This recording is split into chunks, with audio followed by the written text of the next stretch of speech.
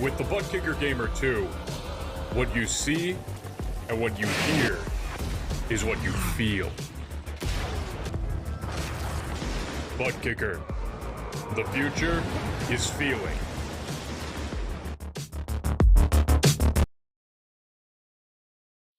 To be the best, one must beat the best. Ovals, road courses, the streets of iconic cities, race after race, the top sim racing IndyCar stars will battle it out. In sim racing, it doesn't get any better than this.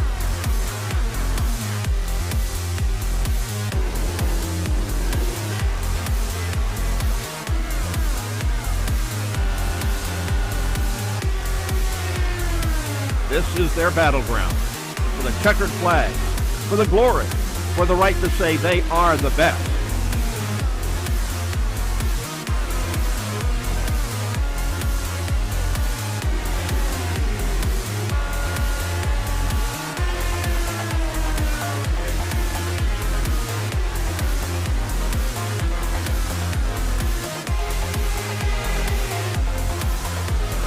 The cars and stars of the Lionheart IndyCar Series, presented by ButtKicker, are ready to race.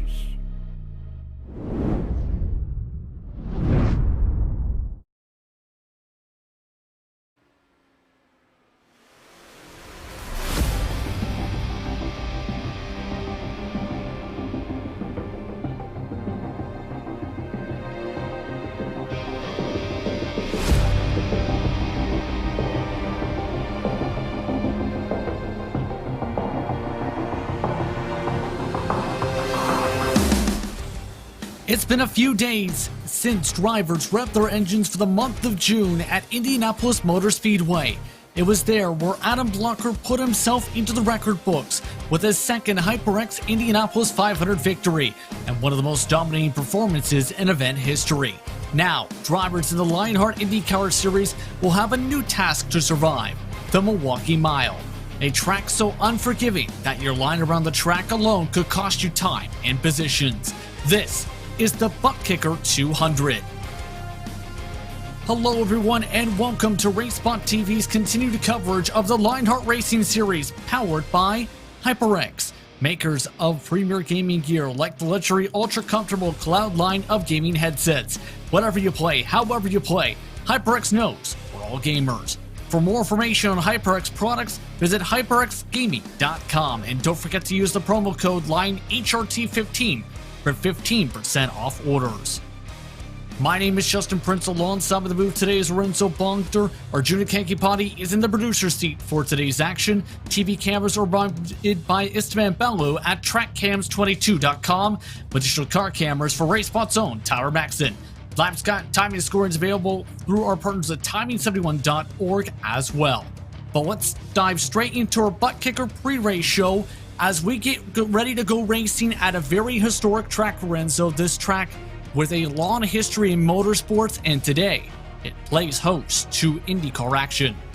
It plays host to IndyCar action, and it's going to be really interesting. Overtaking will be difficult, so I think there will be some aggression out of those drivers, and we hope here, Justin, we were talking about this prior to the broadcast, that we don't have the infamous 17 cautions that we had in Season 7 that marred this race to be the most infamous race ever in the Lionheart history. So can't wait to see how the action of the track is going to be. Check that on Season 6 for that regard, but we'll talk a bit about more of that later on, because what we want to focus on is the championship battle. The driver standings presented by ButtKicker. See Adam Blocker at the top of the standings, 581 points, where Connor Harrington, Henry Bennett, Ryan Otis, and Joshua Chin, the top 5. And right now, Blocker, he had a great month of June, to say the very least, Lorenzo, to be able to build up this buffer. Can he keep it going is the big question, more than a 100-point gap.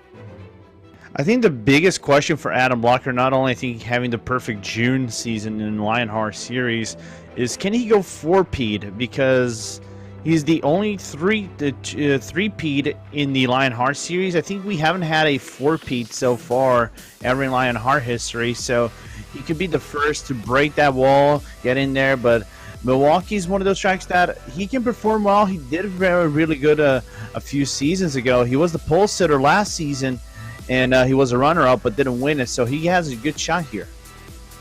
And keep in mind that the mark you mentioned there only has been done twice, both by Blocker in series history. Never in this series has there been 4 consecutive victories. The team standings, meanwhile, are interesting because private label Team Hype, they also had a very solid month of June, even with some of the attrition levels coming into play. Drone Motorsports Red, Graphics LPM, Alcantech Simulations, NHR Esports, Synergy Motorsports Black round out the top 5. Your thoughts on how things have shaped up for the various teams, especially those top 2 with how close they've gotten? Yeah, it got really close. I think Adrenaline Red had a really good 500 to summarize at the least, right? Whereas we had some fumbles in the 500 for the private label Team Hype. That's why the gap got a little bit closer to one another. And also there was a few movers like Graphics LPM retook their third spot in the team's championship with a really good running from Tyler Graf in the 500, and he actually climbed up a few spots in the semi. So the scramble right now to the second Triple Crown event is going to be very huge, and I can't wait to see what they will do it. Can't wait to see how these drivers fare too as we take a look at your rookie standings presented by ButtKicker. Henry Bennett has been the top rookie so far with 432 points, with Jason Brophy, Matt Taylor, Lyle Coisto, Mike Rasmus rounding out the top 5 entering today. And keep in mind, Bennett, Brophy, and Taylor have all shown great speed, Lorenzo, this campaign. All those competitors are potential favorites for tonight. All the potential favorites, and what a drive Henry Bennett had in the 500 last time by. Even though he was 7 seconds away from Adam Blocker, he still had a really good performance, and basically was one of the guys that sealed the deal for the Adrenaline Motorsports Red to get closer by on the team standings. Andrew Kinsella had a really good job as well, but this is one of the tracks that Bennett kind of does well. He's not the biggest specialist in short ovals, but I think he can actually ace the one off if he actually gets a really good run out of qualifying. That's going to be very important track position tonight. We'll get to that in a little bit as these competitors make their way around the racetrack. Now let's take a look at our series details presented by Minus 273, the premier name in karting gloves. Their industry-leading gloves are super lightweight and durable, made of breathable polyspandex. Whether you're a kart or sim racer, Minus 273 gives you the control to reach victory lane. For more information on Minus 273's full line of gloves and apparel, visit minus273.biz, and don't forget to use the promo code Minus273LHRS15 for 15% off orders. And one thing to emphasize for tonight, it was talked about by drivers all throughout the day today, the custom fix setup with its in-car tools is going to be vital today. This is a track that chews up tires, Lorenzo, and that means the tools are going to be busy as the cars get looser and looser. Yeah, especially with the one groove part of the track. Basically, all drivers will actually dive down into the inside. Staying on the outside lane usually doesn't fare well for your car. You can save some tires right there, but it's not the line you really want to take for overtaking and really having really good runs. You kind of compromise your pace a little bit. But again, those in-car tools will be working around the clock on a daily because it will be very critical to get those laps right. Now, you talked about it a little bit, Lorenzo, and we're going to mention it here once more. This is home on an unfortunate record, the most cautions across any Lionheart Series race. The hashtag, remember the 17, from Season 6. As some drivers will describe to you, that was a race that all those competitors are surely to remember. I don't expect that to be the case today, caution-wise, Lorenzo, but this is a track for attrition. Yeah, this is a track for attrition. I think we had more turnabouts than a Mexican or Brazilian telenovela in the Season 6 17 caution race. But I hope with the grid that we have right now, it's going to be a really clean running for the 200 laps. There's only 26 cars at the moment. So far, I think we are really set for a really good race around the Milwaukee Mile. Speaking of which, let's talk about the Milwaukee Mile. This is a 1 mile facility located at Wisconsin State Fair Park with grandstands featuring seating for approximately 35,000 fans, the oldest operating motor speedway in the world, hosting at least one auto race every year since 1903. An incredible racetrack here at this facility, Lorenzo. It's impressive, to say the very least, the history at the circuit. It's in the historic circuit. It is one of my favorite circuits to run on, even though it is a very hard circuit for you to get it right and be very consistent and constant in it.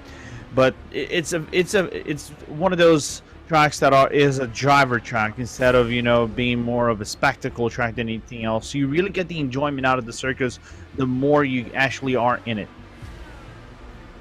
The drivers are now wrapping up practice at the moment. The quickest driver in session, Adam Blocker at 22.199, followed by Matt Taylor, Chris Fowler, along with Andrew Kinsella and Henry Bennett, the top 5. Fairly close on the board as well. The separation amongst those drivers, about 2.5 tenths, which means the speeds are likely going to be very big here, and the track temps very cool as well because it's a cloudy one here for this one, mostly cloudy. 23 degrees Celsius, 35 degrees is the track temperature at 50% humidity in Sim Day is iRacing Day, May 15th, 2021. But with that, Lorenzo, it's time to get ready for qualifying. And this is going to be an exciting session to see how this is going to be because drivers have described this track as the trickiest track outside of Indianapolis on the calendar.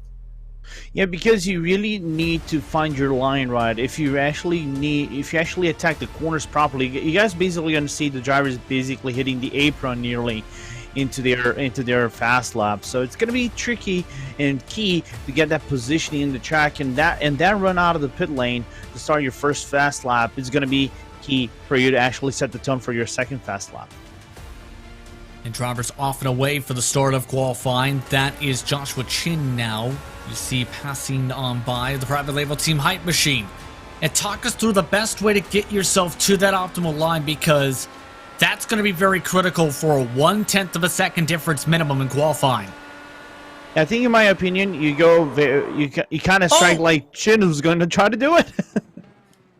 He just hit the wall, and now he'll have to likely reset as a result of a major mistake to start off his qualifying run. And it should be worth noting that these cars are very on edge for tonight. Yeah, he cannot make any single mistake. What you have to do is kind of like run into inside line in the entire time, attack it very aggressively. But the thing is, once you attack aggressively, you kind of need to maintain the speed and the control out of your car into turn number 1 and 2, which is the one Matt Taylor was doing right there, and then try to carry his motor speed and nearly touching the wall on the outside heading into 3 and 4. Following along with Henry Bennett now as he tries to move from a 23-1 the first time. It's a 22.5. That is only 6th best out of a grand total of about 8 competitors who have set times so far.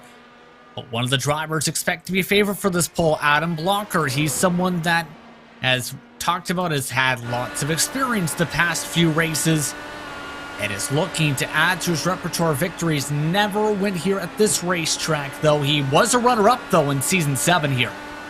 Yeah, he was a runner-up in Season 7, and I can't wait to see what Blocker does, the championship leader in the standings. Looking aggressive, not trying to attack way too much. Now he goes into the curbing on the inside of the pit lane, on the outside part of the pit lane, going for a really good run on the outside wall. Now going for that inside attack, and looks like the lap will be right around Ryan Otis' time, I believe. Ryan Otis' time at 22.211. It's only a 22.274 for Blocker, so only second quickest. Still several drivers on the racetrack continuing to get their tires ready to go. It's Andrew Kinsella, who is now off and away as well. He's done a lot of work when it comes to the building. It's been talked about where he's put in a lot of laps to make sure he never gets loose or ends up getting too tight or has any sort of handling issues. This qualifying run, though, not looking good to start. Yeah, it looks like he's actually trying to set himself up for the second lap, not going aggressive on the tires, staying on that middle line, trying to maximize the rubber on the right side of the tire, right side of the car. Let's see how he will do it on the second lap. 22.778 puts him 16th quickest for the time being. The other drivers on track currently, Jason Galvin, Ricky Hart, and the rest of the drivers currently waiting things out on track. May not have enough time to get onto the circuit. But it's a 22.28. Good enough for third. Right in front of one driver to keep an eye on, Mike Rigney, who has a 22.303 for fourth best. And here is Ricky Harding in particular. He had some good momentum in Indianapolis, just didn't have the luck though. He's the last of the drivers on the board, a 22.9 out of 19 drivers who have set times. I'll take this towards your direction, Lorenzo, real quick. Your expectations for tonight. There will be some attrition, I think, on the very first few laps. You know, they're going to try to find the rhythm. They will be aggressive, trying to make those overtakes. I think restarts and the start will be the primary points of the race for you to make those overtakes. Other than that, it will come down to the tire drop-off. Other than that, I can't wait to see. It's going to be a very exciting race. One thing we have to talk later, though, will be the strategy, because I think will be key here in this race. Strategy is going to be very critical. Being patient is going to be critical. Avoiding potential attrition is going to be important. All of that is going to be critical and important to make sure you manage as drivers for tonight. But speaking of those drivers, they have now wrapped up their qualifying session as we get ready to take a look at how they'll start tonight.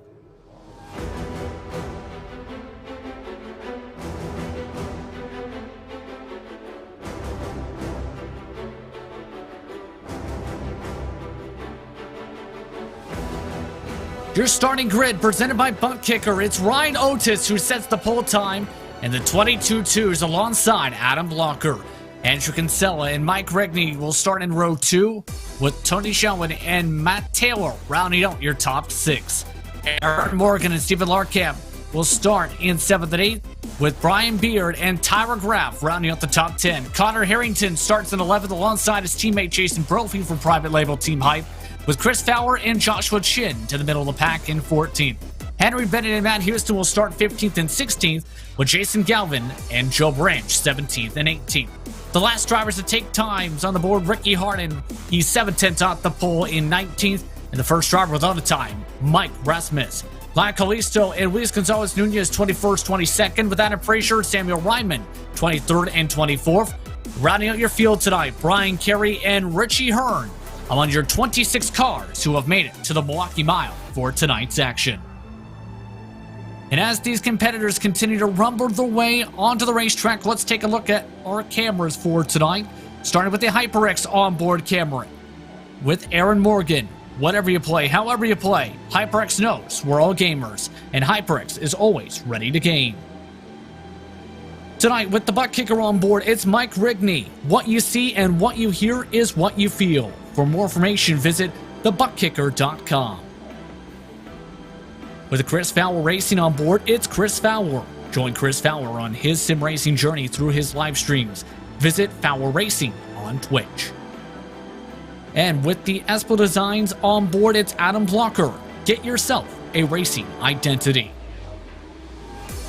And the iRacing Pace Truck now rolls for the first time tonight. Your keys to victory tonight, Lorenzo. I think for everybody, we'll, try to conserve the tires as best as you can. This track is a tire killer, like you said. I think for most importantly, though, we have to keep an eye on everybody from the Private Label Team Hype. I think this is the worst qualifying we've seen from them in the past 5 races. So I think there will be some aggressiveness out of Connor Harrington, Jason Brophy, and Joshua should try to move up in the field and try to stack themselves up against Adam Blocker, because they need a good running in this race over here to keep that team standings within out of reach out of the Adrenaline Motorsports Strat team. Keep in mind the team championship as well, with Kerry starting at the end for Adrenaline Red with penalties. That's going to be something to keep in mind for tonight as well. But on that note, competition, commitment, excitement. This is Lionheart, and this is the start of the 2021 edition of the ButtKicker 200th, the Milwaukee Mile. We're underway from the Milwaukee Mile.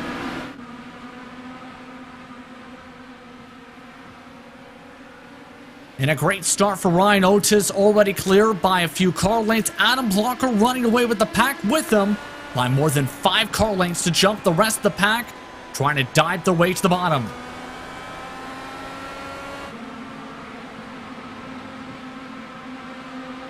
Nice clean start from our competitors, but already the battle for the race lead starting to heat up as Ryan Otis getting pressurized by Adam Blocker from behind. Blocker trying to keep wheel to wheel. See what he does as he goes a little bit deeper, forcing Otis up an extra groove. Nice move from Blocker. Side by side for the race lead at the stripe. That time by, it was Otis with the credit for the lead lap by no tenths of a second. Blocker, though, gets clear, and Blocker to the race lead. Really good move from Blocker, getting the opportunistic, pressure move on Otis, and he actually yielded. And now Otis is going to be on the back end. The thing is, how Blocker will navigate towards opening the gap against Otis and the rest of the field is going to be really key to see. Keep in mind, Ryan Otis, that was his first pole of the season and was able to lead a couple laps, but the battle for 10th position starting to get a little bit busy. This is in the midst of some dirty air as Tower Graf trying to run the middle of that seam in 3 and 4. Connor Harrington trying to find cleaner air up in the higher groove. And now Brophy on the outside looking for an overtake on Jason Galvin, and probably the private label team Hype will be able to do it. Now moving up one spot. And the patience is going to be having to be tested here as Chin dives to the inside of Galvin, because it's not easy to make the moves. You need to know what to adjust on the car with the in-car tools, but as well, you need to be prepared in case things get out of hand. For Chin, this is now forced to side by side where he can't clear by Galvin. Yeah, and I think the moves will be done, especially when the tires are still trying to build up the heat. They're still not on prime heat levels. I think they will be right on the next lap or so, where the overtakes will be a little bit more difficult than usual. But still, the aggression is pretty much noticeable, and it's what we expected to see out of the private label team Hype drivers. Try to move up and be closer towards Adam Blocker and Kinsella and the rest of the guys in the front pack. Going to be critical that they have to gain some track position in this race, and as we are already getting to the early stages of tonight's action, let's talk a little bit about how some of these fare out for terms of strategy. We fall on board with Chris Fowler as these competitors tonight are essentially going to have about a 3-stopper. But the thing is, when it comes to the strategy, it's going to be critical if you want to jump ahead of packs such as this. Yeah, because our pit window, the first pit window, will start right about lap 35. We'll go up to lap 55. They might stretch it out maybe 2 to 3 laps, depending on how conservative they will be with their pit stop, with their fuel gauge. Other than that, lap 90 to 110 is the second one, and then 145 to 165 will be your final pit stop that is actually programmed for you to make the 200 laps in this race. It's going to be an interesting how conservative they want to be, pushing that right foot pedal into the IR18 to try to make those overtakes and waste the fuel in it. Take a look from the back end of Chin as the traffic's starting to build up. Galvin slipping back a little bit from his initial charge forward. It's only a +2 now for him. Pressure from behind from Henry Bennett. You talked about how you liked Bennett in his performance at Indianapolis last month. A lot of experience on the sim, likes to race at Indianapolis. Seen him race there plenty of times. Meanwhile, speaking of racing, Tower Graf races his way up tonight's position. And you can see Connor Harrington on the inside of Sifu Camp now being overtaken on turn number 1, taking that outside line. Might be overtaken by another two drivers, Fowler and Chin as well. It just seems like if you want to make the move, it needs to be inside turn 3 to set it up. Do you think that's going to be the trend for tonight? Because we've seen that a couple times now. I think it will. You apply the pressure into turn number 3. The car in front might yield, especially with the aero wash effect. You're gonna get into the exit of turn number 3 and 4, and then into 1. It's an interesting one for me because you have basically 2 lines. The normal line would be basically trying to hit the curbing on the pit lane, on the exit of the pit lane, for you to actually maximize the speed. But you can actually run on the outside a little bit above that, but still within the first line for you to actually get a good running in it. Near close contact as Lorcan scrapes the wall. Bit dangerous there as Brophy now makes it side by side. Henry Bennett also side by side with Galvin for position. 2x2 goes back to 1x1 by 2. Larkham dropping like a rock on the standings. Near contact now between him and Galvin. Very dicey down the back straightaway as now Larkamp has already lost himself with this move coming from Bennett. 8 positions. And what's going through your mind as a driver if you're going backwards this quickly? Unless you have a mindset of trying to conserve fuel and tires, you really don't want to run aggressively in the start of your stint. I think you should be slightly concerned, but then again, we're not driving, we're actually commentating, so we cannot pick their brains. I'm trying to do my best to pick their brains this early on in the race, as we're seeing now Matt Houston trying to go for a move on the outside of, I think that's Lionel Calisto on the inside. And keep in mind, a couple of the drivers who were chatting about this today on the series' Discord mentioned this, were drivers like the looseness in some cases in the corner entry. In particular, Matt Taylor's a good example of that. To be able to run away and be able to have grip, sometimes that's where the handling comes into play. One driver seems to be really handling the clean air the most, meanwhile, in the track itself in the set seems to be Blocker. He's nearly pulled away by almost 2 seconds. Yeah, his consistency around the track is just something really scary. I think he hasn't dropped a beat from the 23 lows, whereas Oda has been on the 23 mids to 23 lows, not putting anywhere the rhythm as Blocker is actually putting, even though they are his own clean air as well. But Otis doing really well so far. I think this is the best start of the season, as you were saying, first pole in the season, and so far first time in the top 3 in the season as well. Of course, Lionheart Retro Series champion Ryan Otis. As we look back at the gaggle, that continues to be where the private label team Hype Machines are fighting. This involves Harrington and Chin trying to charge together and work together and bring Brophy with them. And this teamwork seems to be playing well for them so far. But one driver opens up the door, the next one follows on through, then the next one follows on through after that if they can. It looks like a domino effect of sorts in it. Just about. It's interesting, but then again, they need a track position because Kinsella is right in front. Even though Bennett is in P15 so far, the big breaker is Kinsella is in P4. So having Kinsella up in the top 5 and looking at the team standings for now and where Adrenaline Motorsports Rad is gunning for the end of the season, I think they need to be more aggressive and try to make up those spots on the field. Absolutely. And going back to the domino mentioning, the main thought process is you start off with the tiniest domino and have a bigger one, then a bigger one, and so forth, all stacked up together till you knock down that little domino, and that's where the domino effect comes into play. It's going to be interesting if that ends up being that case. Brumfleet right now cannot seem to get the run he needs to get on by this machine and Chris Fowler in front.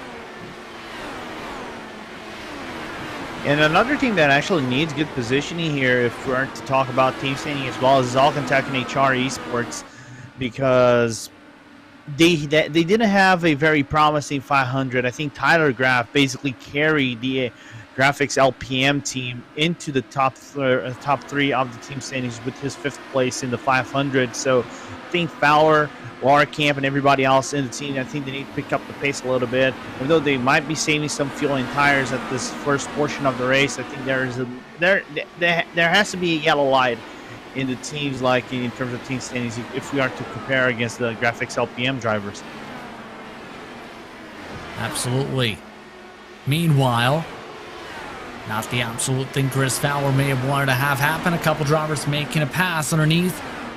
Once again, it was both Galvin and Brophy who move on by, so move the private label team Hype Machines in a line 10 through 12. Fowler dropping back now to 14th position on the racetrack. Yeah, and one interesting thing about Galvin, though, is interesting for us to see him not outside of the top 10, because he's tall. He's second place with most lead laps in this field, and I think he's the only one of the 2 drivers with chances win aside Joe Branch, but Joe unfortunately is not in this grid, so he's the only driver with a chance to go for 2-time wins here at the Milwaukee Mile. But looking patient so far, not going for aggressive moves, looking only for those breaches and try to move up in the field for 4 spots up for the number 42 car so far. One of the bigger movers as we take a look at the times for Blocker and look at how consistent and quick these times are. A lot of green, some yellow mixed in here and there, yes, but he has consistently been hitting near on top of the same marks. He's going to eventually reach lap traffic, keep in mind. But Blocker is putting on a blistering pace right now, Lorenzo. He's destroying the field so far. What a performance from Adam Blocker. I think he found himself with the IR-18. We know how strong he is. We know he's the defending champion, but this performance he's putting is just something out of this world so far. It's like giving Otis no chance to catch up, Ridgely as well, and he's about, I would say, 2 to 3 seconds to catch up the first guy in the field, which is Ricky Harden, which is the last place so far. Just taking a look at that motion with the Espo Designs on board for the moment as some more battles continue to fare out. Henry Bennett currently shuffled back to 16th with Lionel Kalisto in front.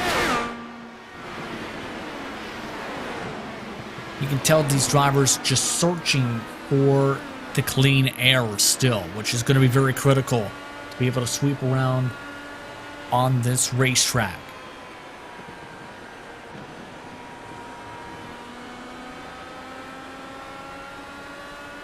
See from the onboard just how difficult the aero wash can be, and keep in mind it's a major factor here in the short tracks especially.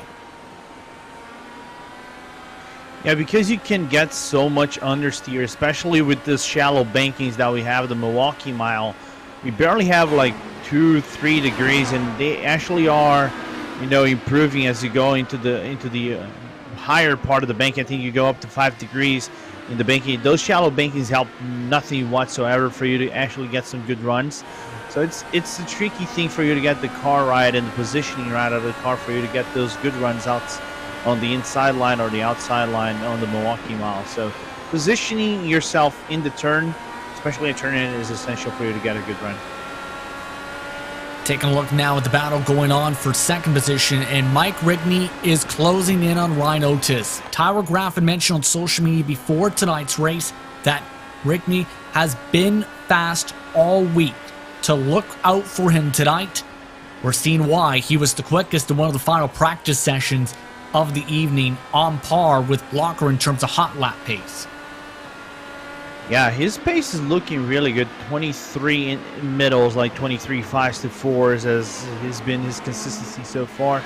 But being marginally better than what Brian Otis is doing. So Rigney actually has a really good shot of catching Otis, I think in about maybe 5 laps or so, and then 10 for that P2 spot out of the number 95 car. Take a look at our driver who's had some great speed as well. Matt Taylor has been very impressive. He's right now in the battle for 4th position. Onto the rumble strips that time, nearly snapped around, but Taylor's been somebody who has impressed in every type of car. He's competed in Lionheart competition this season as well. Very consistent, and is somebody that is still looking for victory in this series. Still looking for a victory. Failed short of getting that top 5 because Tyler Graff actually had the better tires in the Indy 500, but what a season Taylor's been doing so far. The Alcantech, he's the primary Alcantech simulations and HR Esports driver in the standings. He stands P8 so far. So what a season that Matt Taylor is having so far. Keep in mind, in the Lionheart Retro Series was 2nd at Sonoma just last week. So somebody that's good on the ovals and the road courses, which is a very tough combination to be able to master both. Meanwhile, it should be worth noting that the race leader has reached traffic. Adam Blocker has now gone into the back end of the train, and it's going to start getting very thick. Speaking of drivers getting thick and heavy, the battle for second, thick and heavy. Mike Rigney clear, as now he is going to have to try and pull away with lap traffic ahead.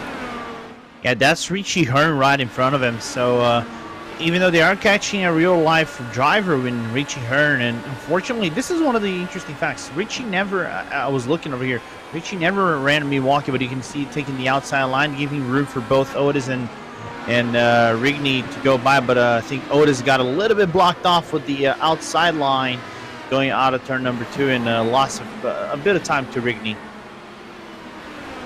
Yeah, that hurt him at that time. As now, this is where it's going to get intriguing, is how the fast traffic handles the lap cars. Some of them are going to want to fight tooth and nail to try and stay in the lead lap. As we follow on with Adam Block with the Espo Designs onboard camera, you can see how busy it's starting to get just in front of him a couple rows. And car gets a little bit wobbly out of the exit of turn number 4. The first car in front of him is Ricky Harden. He has a 3-car battle in front of him, which is Ricky Harden, Samuel Ryman, and Joe Branch. Actually, Joe's not having the best run so far, but he can get back there with strategy alone. Here's the true test too. Can Blocker gain himself time despite the traffic? He's already lost himself about a second and a half, just about trying to pass by the 1 car. It's tricky. It depends on positioning, in my opinion, especially at these short tracks, because you need to avoid the aero wash as best as you can. As I think we're having Joshua Chin managing to move up 1 spot on Tyler Graff, but he's trying to fight back on the inside of turn number 3. And here's the gamble too. We're approaching that first pit window. You lose a lap and a half, Lorenzo, if you duck down. Do you risk pitting under green is going to be the big question here. There's a strong undercut, yes, but you risk losing a lot of time if a caution comes out. And look it's tricky, and I know the undercut is really good, but I think if you really want to go for the undercut, I think you might have to pit around lap 50 or something like that. But you risk having 5 laps more with worn out tires than everybody else in the grading if they go for those ladder pits. But so far we haven't had a single yellow flag, even though the attrition in the track has been quite high. But Graff right now dropping like a rock as well. Have to wonder if those tires might be starting to go off. Drivers are reaching the very limits of the numbers available and getting your puncture range in testing for this week. And you don't want to blow a tire in these types of cars, let's put it that way. It's also was talked about where if you turn too much of the wheel too, you can actually burn up the right front, Lorenzo, and make it very tight for you. And it looks like Graff is starting to get very tight off these corners. He's now indicating he wants to pit. Yeah, he needs to pit. The car is really underperforming so far. I think you stay under the draft so long in this race, and you try to be aggressive and try to make up the grounds every single lap. And one thing about this track, though, is that the pit entry is one of the most tricky pit entries for you to make, because it is on the inside line on the front straight. It is a very, very slow pit entry. You kind of have to commit on the inside line of turn number 4 and stay on the inside line and then brake immediately so you can make the very slow speed pit entry in the Milwaukee Mile. He ended up staying out a couple more times now as we take a look at the battle going on. Second on back, Ricky, Taylor, Otis, and Kinsella now amongst this grouping. Drivers keeping line astern. Keep in mind Otis trying to hold on to positions. Bobbles that time off the corner. Yeah, and I think it got problematic for Otis as he got into traffic right now, and that's why allowed Matt Taylor, and probably going to have our first pit stops in the day, because I can see Chin in the pit lane, and I saw Luis Gonzalez Nunez saying he's coming into pit lane too. So the undercut call coming into play now. So our first pit stops of the day. Now in sequence, the fall off so far more than a second. Started off in the 22 5s and 6s. They've dropped off to the 23 8s, some competitors. Kinsella into the pit box. Tyler Graff, he's also come down to the pit lane for his respective service. And now it's going to be the true test. Will it stay green? And will these drivers be able to stay on the lead lap? It's going to be the big question after losing this 1.5 laps in the sequence.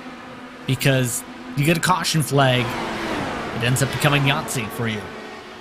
Yeah, it becomes a little bit chaotic right now with everybody pitting in, and it's a different laps where some drivers are already like one lap down or are in the traffic to get lapped down. So as we see Kinsella, one of these drivers actually came out of the pit. He's the first driver who actually had the really good pit stop, and is now 20th second. We'll climb up these spots eventually as other drivers are due to come to the pit lane in a little bit. Morgan and Fowler came into the pit lane this time by for the respective service. What a season it's been for Aaron Morgan as well. Fairly impressive in terms of his speed and numbers. He's also watching this along with Chris Fowler off and away. 8.6 for Morgan. He's off in onto the access road. And drivers need to be careful of this access road with how close it is to the racing line itself here. You make one slip up, you not only risk a blue cone penalty, but you risk potential contact on that pit exit. Yeah, you risk a whole lot of contact in the pit exit, and he nearly got close right now. I think that is Jason Brophy that he nearly got close with it. But now, right behind him, you can see Joshua Chin, which are already pitted, going on the hunt of Aaron Morgan. A driver that we just talked about, really impressive pace on the road. Trouble turn two, Chris Fowler into the outside wall. Caution is out. And that changes the strategy. And another car around in the front stretch too. Oh, Lord. Matt Taylor was the car on the front stretch who also had an incident as he tried to, I believe, try and make sure he can come back onto the racetrack without pitting. All while one more driver snapped around in the middle of 1 and 2. Yeah, that's unfortunate. You're going to see him basically changing the lane at the last second and actually hit those barrier protections, those water barrier protections, and basically blew the tire, the left front out. Suspension damage and wing is broken as well for the Kentucky Char driver. Unfortunate. And keep in mind, the reason for the caution, I believe, was Chris Fowler. You see right here, realizes that they might be getting a pit road closed warning, crashes into the barrels. Chris Fowler and Matt Taylor both are now off the racetrack. Let's see, this is what happened with Fowler, keep in mind. You see that bobble with the rumble strip? Sideways, right up to the outside wall, broke his suspension. Right in front of Graf, looks like it. Yes, indeed. Tower Graf, you see the onboard. That's a close call. The close call is an understatement right here. And now this caution flag period really shakes up some of the drivers' strategies. This now puts drivers like Chin into a box, Adam Frazier, Joe Branch, Richie Hearn, Jason Galvin, Tower Graf, Matt Houston, Mike Rasmus, Luis Gonzalez Nunez, and Stephen Larkamp all lost a lap during the sequence, either for pit stops or being lapped by the race leader Adam Blocker prior to that caution flag. So keep in mind, Samuel Ryman also is yet to pit as well on the circuit. He and Joe Branch have to come down for service, potentially still. But it's currently Blocker who is scored up at the very front of the field. Yeah, he came in just as the yellow flag came out, so he got lucky right there. The number one driver, I think him, Rigney, Otis, I think got lucky as well. As soon as the yellow flag came out, they're already into the pit lane, so I think no penalties will be issued for them. But Ryman, what a charge so far. You know, saving fuel, I know he has to come down to the pit lane, but coming from all the way back third to last, and so far P3 in this outing. Been an intriguing night so far, indeed. As we roll underneath the right behind, I should say, the iRacing pace truck. Worth noting as well that Ricky Harden, Andrew Kinsella, Aaron Morgan, Am Frazier, Joshua Chin, Joe Branch, Jason Galvin are all lined up in front of Blocker. They'll be able to be scored on the lead lap once we get back racing here. Everyone behind Blocker, which includes drivers like Graf, Houston, Mike Rasmus, Luis Gonzalez Nunez, they'll be potentially used as picks here for this upcoming restart. And it will be a cluster start to say the least, right? And we were talking restarts here because the tire is still cold. You're trying to build up that heat. Will be really good. You can attack for about 6-7 laps. Of course, you're going to be brushing off the tires. Will be wasted. So it's going to be really interesting this first restart out of the race. Samuel Ryman has come down for his service this time with the lights now out on top of the iRacing pace truck. To reset your field, it's Blocker, Rigney, Otis, Schoen, Harrington, Beard, Brophy, Callisto, Bennett, Carey, your top 10. Brian Carey up 15 positions. iRacing pace truck is off. Green flag is up. We're backing away from the Milwaukee Mile. A nice clean launch again from Blocker, already pulling away by 3-4 car lengths. Well, Tyler Graf changes up his line under attack for the ButtKicker on board, Mike Rigney. Yeah, and then Connor nearly, I was looking, I think we might have a second yellow here. Oh, and a couple cars indeed to the outside wall. No caution yet. Now we get it. More cars slam up into the fence. Henry Bennett among the drivers involved. Connor Harrington, Aaron Morgan, and several others as we're back under yellow. I think Jason Brophy nearly got into it as well, looking at it. I think he was the first guy who got into contact with Connor Harrington. You guys can see now, car gets a little bit loose on the entry. I think the adjustments actually were a little bit playing in part over here, and Brophy managed to get away with it just barely. And this has massive implications for the team standings, keep in mind, Lorenzo, because you've got private label, Team Hype, and Adrenaline Motorsports red competitors involved in this one. Unbelievable is the first thing that comes to mind.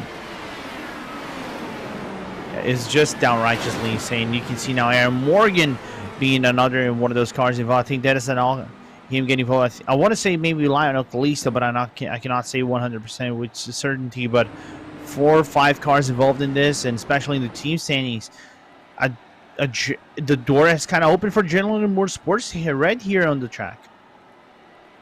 That car you were talking about is Ricky Harden, by the way, who is currently carrying his rear wing across the racetrack. As several competitors coming down. Brophy, Kinsella, Chin, and as to be expected, Harden with that back wing damage, all coming down during the sequence here for this racetrack. But that takes a lot of big names out of the race, and now really shakes up the complexion of the championship, as talked about a little bit. Now, how do you try and approach this now that we're getting towards the restart conundrum almost? I think they know by now that with these cold tires and how the in-car adjustments are actually playing out, they might be a little bit more conservative at this first portion, at this second restart. But for now, I think, again, opens up the door. I think there is a possibility for all contact to actually move up the standings over here if they actually get some really good positions on the track. That's the prime opportunity for them, because I think Graf got involved into this. Nearly got involved into this, but prime opportunities over here for the team's points. So can't wait to see how the restart will pan out. Keep in mind that Graf is still a lap down. He needs to find a way around Blocker to get back in the lead lap. 14 cars are on the lead lap. So that's still a pick between Blocker and Rigney. And for Rigney, it's going to be the true test to see, can he battle with the others as more drivers continue on with their service down to the pit lane. Richie Hernals are coming down. A lot of these drivers taking some extra service time. Some of the errors going an extra 4.3, 4.6 seconds that time in sequence. Yeah. And here's the question. Do you think they can try and stretch it on the gas as the major mark? Because we talked about the range expected to be 55 laps projected. Do you think if there's enough cautions you can try and save and cut out an extra stop here? Or if that makes sense. If we get, I hope. All right, Justin. If this happens, you can say I kind of jinxed it or called it. But if we get about 5 or 6 cautions in this race, maybe, and I mean maybe, you can actually think about maybe saving a pit stop right here. We'll see if the commentator's curse rings true for that. After all, commentator's curses apparently have been handed out like candy the past few weeks or so. True. that is a true that we wish this was a lie. With that, these drivers ready to go. Adam Blocker, Mike Rigney, Ryan Otis, Tony Shalwin, Lionel Kalisto, Brian Beard, Brian Carey, Adam Frazier, Joshua Chin, and Jason Galvin, your top 10, with just 14 competitors on the lead lap. iRacing pace truck is off. A later start this time for the green flag, and Graf thought about a move to the outside. He ducks low to the inside. Rigney with a good launch, trying to power move his way outside of the lap car. And now, if you're Graf, do you go for that overtake on Blocker, try to get your lap back? But then again, you kind of set a little bit of a danger parameter over here for Rigney not to get closer, and attrition can happen right here. Because if I'm Graf, I stay on the track as max as I can, try to ride the car out of Adam Blocker, hope for a yellow flag so you can actually get your lap back just on the cautions itself. Yeah, this is going to be a critical time to be able to try and get that lap, but you also don't want to be the significant factor of hurting somebody's race. All that has to play through your mind as drivers. By the way, it's worth noting Connor Harrington among the drivers who were involved in the last incident, 5 laps down, back on track. As we take a look at the track map, I should rather say in the right-hand corner of your screen, a lot of traffic making its way down the front straightaway. A few drivers in the pit lane. Yeah, we have about 3 drivers in the pit lane. Larkamp, Morgan, and Bennett still trying to get their cars repaired. And meanwhile, really good battle here between Tony Shalwin for 4th place. Lionel Kalisto, Brian Beer, and Brian Carey with a really good recovery race so far, coming from P25 all the way up to P7 so far. Don't forget, there's a lot of traffic that is mixed in with all these lead lap cars here, so that's going to be a potential factor. Brian Beard, meanwhile, trying to battle for a top 5 position. Looking to build up the run on Tony Shalwin, who gives him a bit of space to the inside this time. Not enough, though, to be able to make the dive. And navigate with this traffic itself is so complicated because you want to find the right line, and the other driver actually is giving you a little bit of a draft on the front straight, on the back straight, which gains you those marginal advantages. So we can actually see some, and one of the things we saw over here, big movers in the pit stop as Chin moved up 1 spot and managed to overtake Brian Carey. I think that's Adam Frazier applying the pressure on turn number 1. Good recovery for Chin after losing all the track position he had picked up previously for pitting under green. Only before the first caution flag of the day.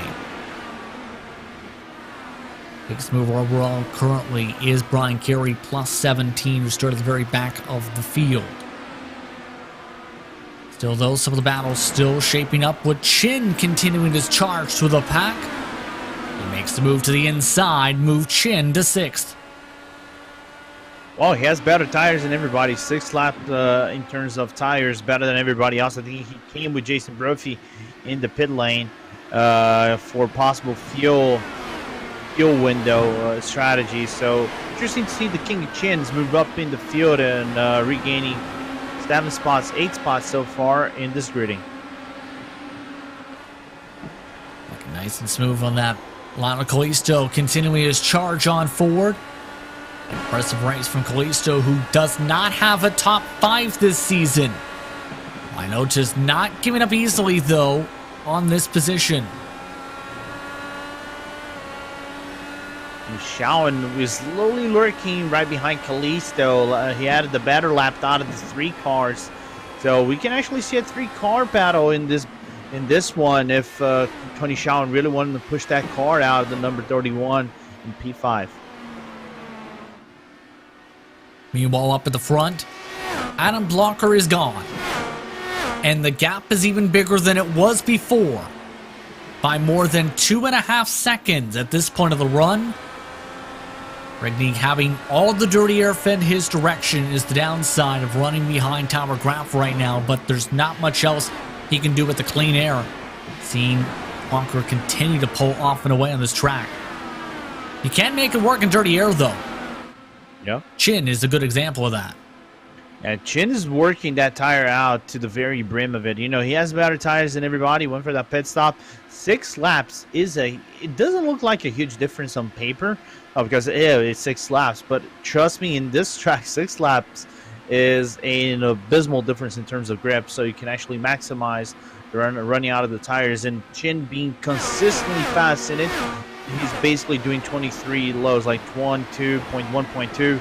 And he's the only driver who kind of puts Adam Blocker in a very honest position in terms of pacer over here. Looking back once more at the battle for 8th position on screen, and absolutely agree with you in that regard. While the pressure when it comes to drivers so very vital to be able to help with the self-improvement, so we'll have a goal to chase after. Yeah, and I think kind of falls down into Chin to, you know, represent the private label team hype, you know, machine, and applying the pressure as best as you can to try to steal as most points you can get out of Adam Blocker.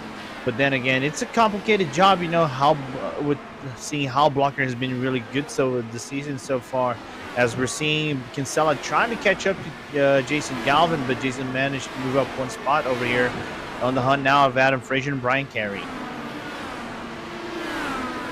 Frazier looking to get fully clear. Can't. Brian Carey still utilizing that high line. Keep in mind that there are a mixture of adrenaline red cars in all of this in Kinsella and Brian Carey. Well, Brian Carey was talked about a little bit earlier, EOL from the Indianapolis 500 from earlier on this season from last month for implications where Carey had been involved in that first lap incident that happened to start off the race. Yeah, which was really unfortunate. Everybody knew that Brian had the pace in the 500, but you know, it's one of those things that happens, you know, from time to time. And seeing Brian Carey claw himself all the way down from the back and contend for a top 10 spot at this far in the race. Really good outing from the Adrenaline Motorsports Red. And then again, positioning the team standings right now is also key because for now, Adrenaline Motorsports Red clawing themselves closer and closer, getting themselves closer and closer in terms of points towards the private label team hype. All those points very valuable for a championship hunt. Now, Kinsella poking to the inside, not able to get it moved to the inside. Carey this time, though, gives him a lot of space. And it looks like Kinsella, given the space to go on through, Kinsella seems to be on the pace as the long run starts to settle in. Yeah, I think of Kinsella managing to find a little bit of a groove over here. The laps have been right around the 25 middles, 25.5, 0.6. Andrew Kinsella are basically right on the same margin as Galvin, but Galvin has been on the last lap faster than both drivers at P11 and P12. P10 and P11, correction. Here's the separation, by the way, you can see on the track map. The one machine, a blocker, the 00 behind Tyler Graf. Mike Rigney in the 00. You can see how big the gap is growing and growing on the racetrack. That is amounting to more than 3.5 seconds differential to Rigney, who's having his best run of the season since Worldwide Technology Raceway on June the 2nd. That was where he finished 7th in that race. And just insane what Blocker has been doing on the field. It's basically schooling everybody how to run into these short ovals and getting the best performance out of it. As you see now, Rigney, that is probably lapping Tyler Graf on turn number 2. And now it's the true test. Can he close up the gap in a hot lap speed? The downside again is the damage is done. It's 4.5 seconds. Yeah. It's going to be very difficult to close that up without some strategy coming into play, possibly Lorenzo.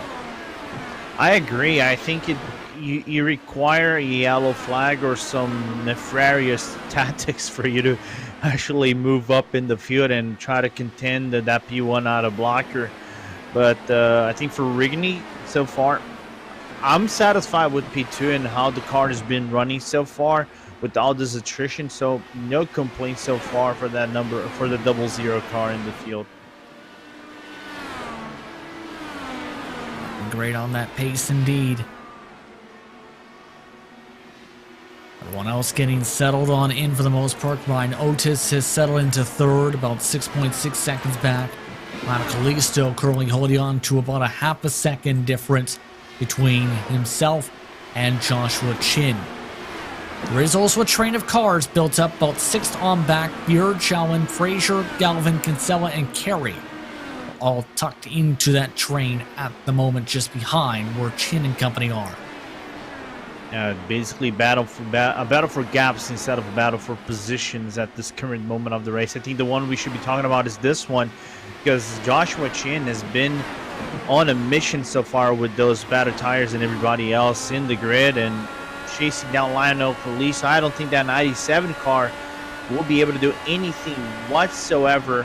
So I think the Sector 5 might have to yield the position to the private label team hype driver out of the number 93. Gonna take some time though to get up there fully, but again, give credit to Kalisto and his run. One of the best runs he's had this season in terms of his performance. I think it is his best run so far in the season. He hasn't had a top 5 in the season so far, only 4 top 10s. So far, what a run from that number 97 car out of the Sector 5. I think they need a booster like that so far in this race to have a driver of their team performing well so far. One of the drivers I'm surprised about here is Mike Rasmus, who is known for being a good oval driver and more so in the stock car. Right now is 17th position. Major surprise from him so far in this car, where he's shown great speed in the various other Lionheart competitions throughout the season. Just tonight hasn't clicked for him. Remember the winner at Sonoma for Retro. Yeah, last week winner for the Retro. I think the unfortunate problem for Rasmus on this one, I think he was one of the drivers that got caught up in the first yellow flag because he had just pitted like Joshua Chin and everybody else who kind of got caught up into it and is struggling to find himself that pace to get within top 15, top 10. But then again, we haven't hit midway portion of this race. We're about 4 laps to get towards that mark. But then again, a whole lot of races can actually unfold over here, and it can actually pull out a few spots if he plays his cards right. Looking back at some of these air cars once more as they continue to settle on into the rhythm. Adam Frazier again.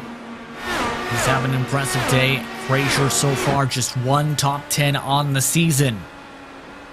Looking on par to change that with his plus 15 on the race today.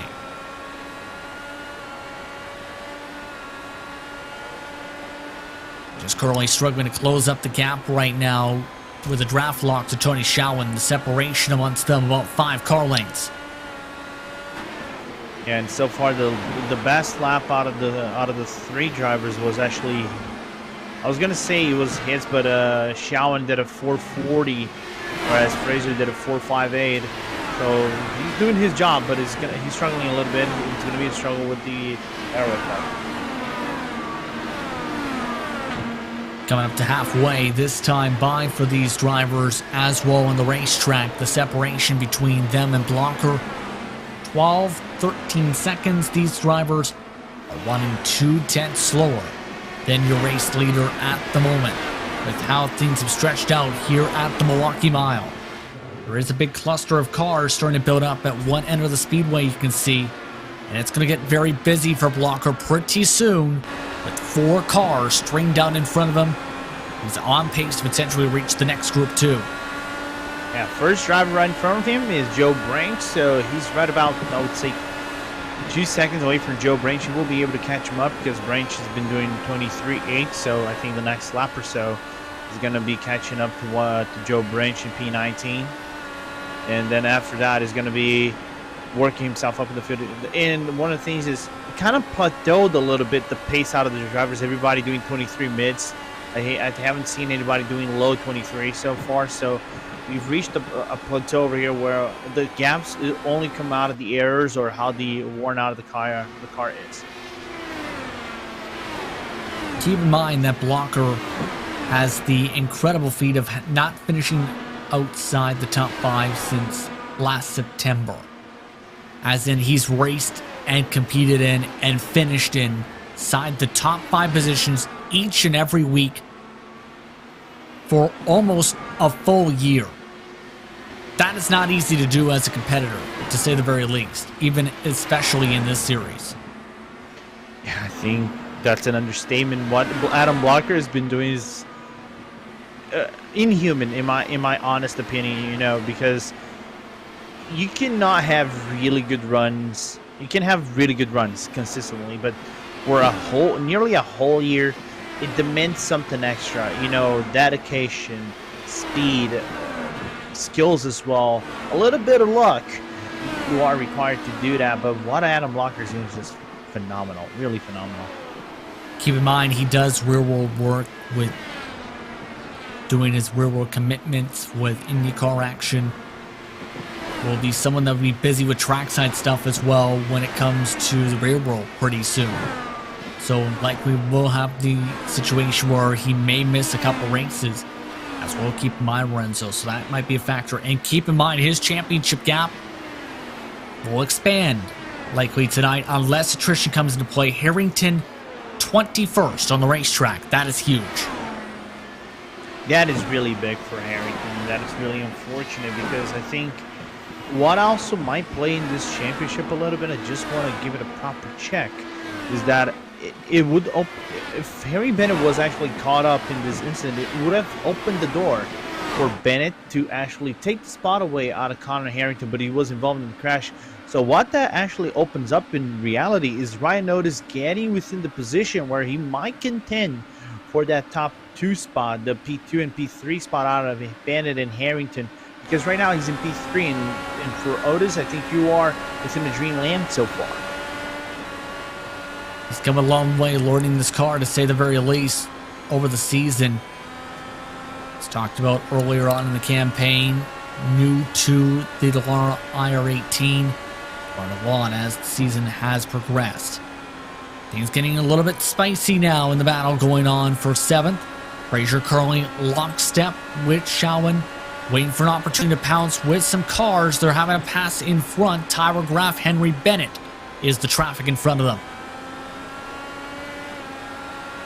Yeah, and is that attrition, you know, right in the middle of the pack of what you try to do and what lines you pick up to be most effective? It is, you know, you can see Bennett on the outside line letting everybody go by, and Adam Frazier will be able to close up the gap to Tony Shawan, but it's not going to be enough for that number 17 car to make the overtake.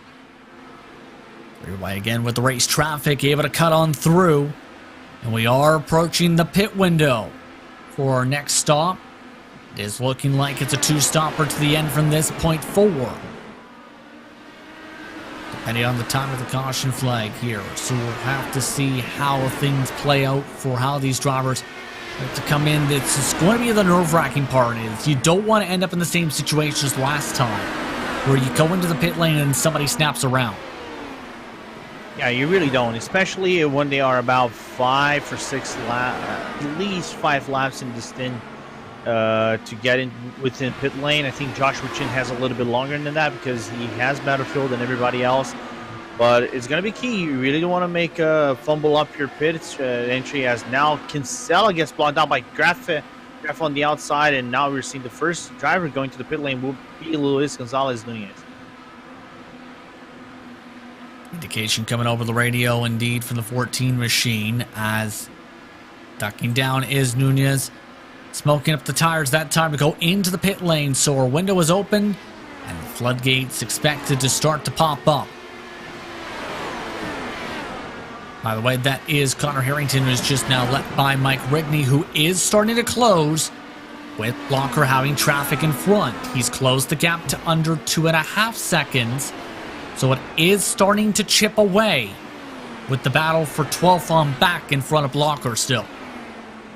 Yeah, the consistency out of Rigney on the last few laps was really good, especially lap 113, where Ashley did a 23.3 and Blocker did a 23.7. So those 0.4 of a second played huge on the 00 driver to get closer, and is getting closer. The gap is under 2 seconds. So Rigney actually has a really good contender shot to get closer to Blocker, maybe before he comes into the pit lane, and then just work on the strategy into the pit lane and get even closer to that number 1 car. That strategy call could be vital, absolutely. It's going to be the matter, though, of, well, where do the cars come out? 83 laps to go. The lead is now down to 1.6 seconds.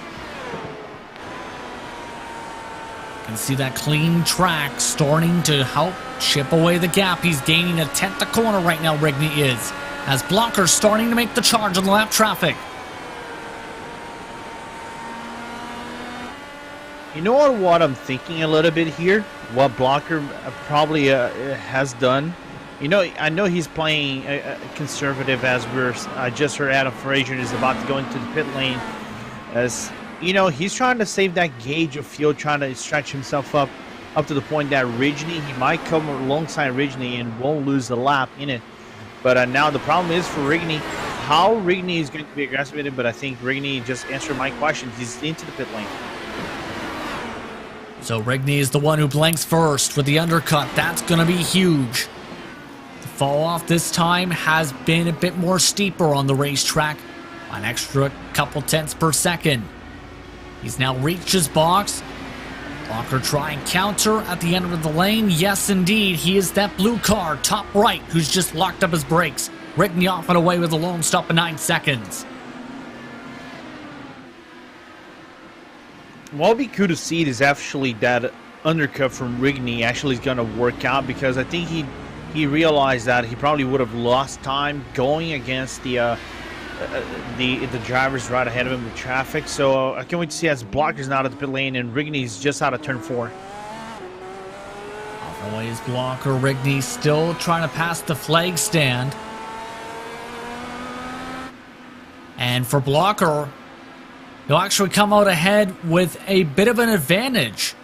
All the way into turn 3, he gained a lot of time that pit stop entry, I believe, to be able to pick up this amount of time on the track.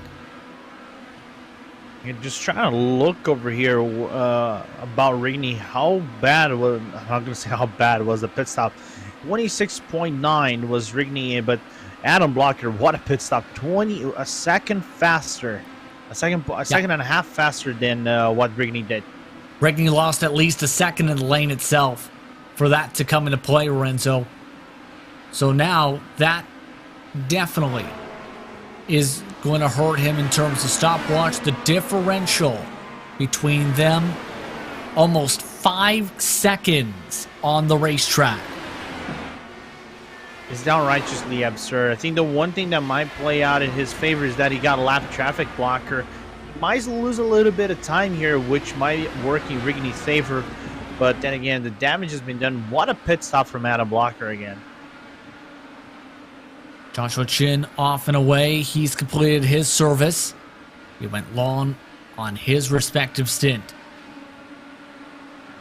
So took a bit of a shorter stop in the box. About 8.1 seconds.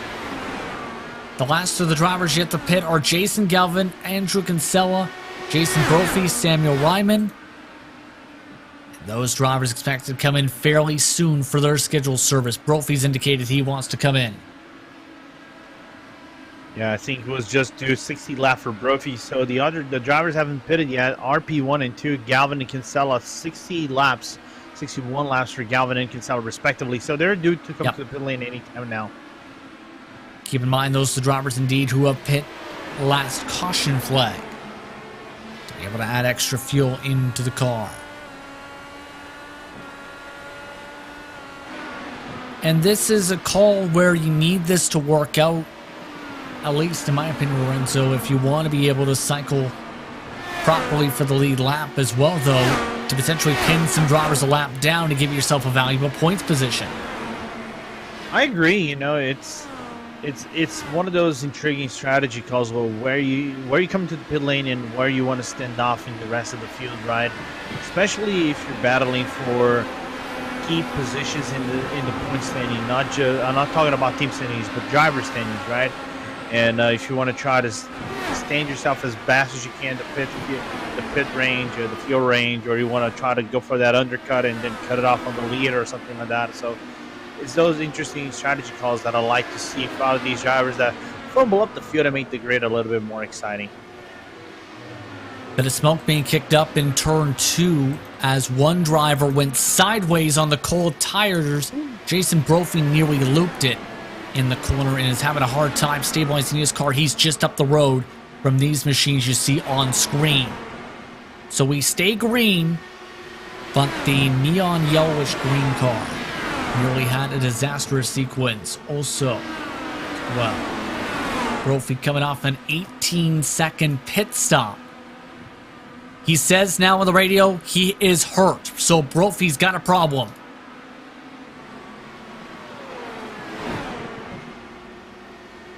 So Brophy not looking like he's handling well at all right now. I really want to say he might have some lingering issues from that Connor Harrington issue he had on the second yellow flag that hasn't fully repaired it, but it's unfortunate to see Brophy, dropping back ever so slightly in this field with those issues. And again, that is only opening the door, like 2 doors to the Adrenaline Motorsports Drive, because their drivers are up in the front and they will be cycling, even though they get cycled back a few spots back after the pit stops. What Kinsella and Joe Branch and Brian Carey have been doing is nothing short of amazing, keeping the private label team hype honest. Into the pit lane this time, Jason Galvin, Andrew Kinsella. That will put a close to this chapter of that window. The interesting mark is it comes at 67 laps to go. Those drivers were able to stretch it 67, 68 laps, but it's Adam Blocker who is in the race lead here at the Milwaukee Mile. Yeah, and one thing we should be looking as well over here is that Rigney actually closing the gap. It's little by little, but on the last lap, actually, Blocker has managed to fight back as we've seen both Galvin and Kinsella coming together out of the pit lane. Keep in mind, these drivers 1 lap down with the timing of their pit stops. So an interesting call, but they will, on the bright side, have the freshest tires on the track. 8 cars are now in the lead lap. It involves this battle as well. Kalisto and Chin side by side. Ricky Harding being dirty air in front. Chin trying to keep him up on the higher groove. Able to make the pass going through turns 3 and 4. So private label team hype. Still good representation up on the front with Chin. Yeah, using those 11 lap tire thin cars, so in his advantage against Lionel Kalisto. So the best private label team hype driver putting that pressure so far. More coverage of the ButtKicker 200 in the Lionheart IndyCar Series continues right after these messages. You're watching RaceSpot TV live from the virtual Milwaukee Mile.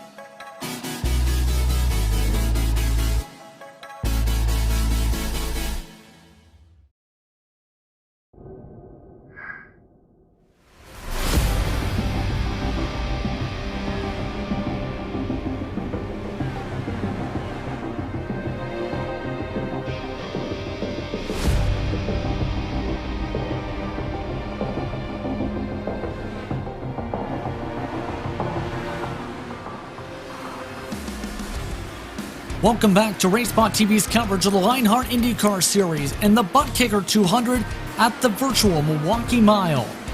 I'm Justin Prince on 7 Boots and Irish Rinser Bonder with Arjuna Kankipati in the director's seat for this evening's action. For those just tuning in, Adam Blocker currently leads by 4 seconds. After what's been a dominant performance by him, he's led a majority of the laps. He took the lead for the first time in lap 3. He's been able to run away since then. Mike Rickney, Ryan Otis currently amongst the cars, scrapping for second, with Joshua Chin and Lionel Callisto scrapping for 4th position as well on the track. Renzo, it's been an impressive race so far. For Adam Blocker, can he keep it up is the big question, especially with the pace he's been able to settle down in clean space. Yeah, his pace on clean air has been nothing short of outstanding so far.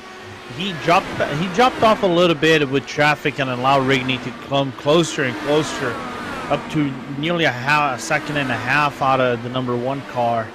But what Blocker did in the pit lane is just phenomenal. You can see now Kinsella and Galvin taking their laps back out of Otis and Rigney. So the battle for P2 will be reignited shortly over here, because Otis has been on a charge lately, as in the past 3 or 4 laps. So I want to see how Rigney is going to react to this so far. But in overall, really good race so far. The interesting thing again is Jason Galvin and Andrew Kinsella both made it to 67 laps to go. Our fuel window estimates were about 55. Do you think they can stretch it to get at least close to that mark and put themselves in a spot where if there was a late stage caution, they're in the driver's seat? It will take a little bit of dust, fairy dust, and luck to get within contendership positions. They can do it, but it will require a little bit of luck for them to get closer, because if we're under green all the way, they're going to be basically a lap back. Even though they might be able to get themselves back within lead lap, they're still going to be far behind in comparison to the top 3. Those two actually squabbling a little bit for position as well, with Galvin on the inside, Kinsella on the outside, bending near contact as Kinsella goes up the track, and now Andrew Kinsella has some scrapes on his left front wing.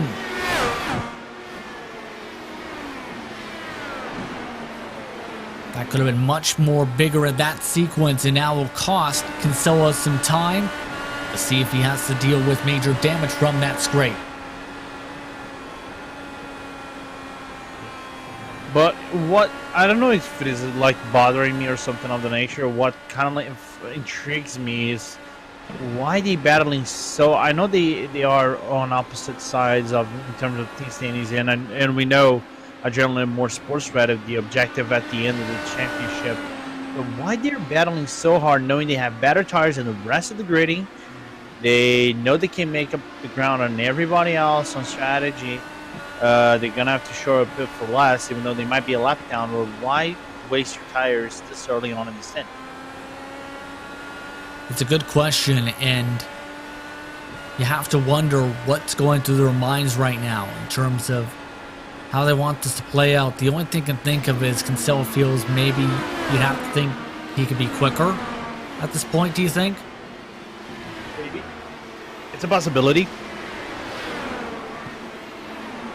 There's a lot of possibilities of what is going through the minds of these drivers right now. Keep in mind, Brian Carey is for position 2. Right in front of him. This is for 9th. That Galvin is diving underneath of him for. So move Jason Galvin up 1 more spot. What a bit of a swerve that time for Brian Carey.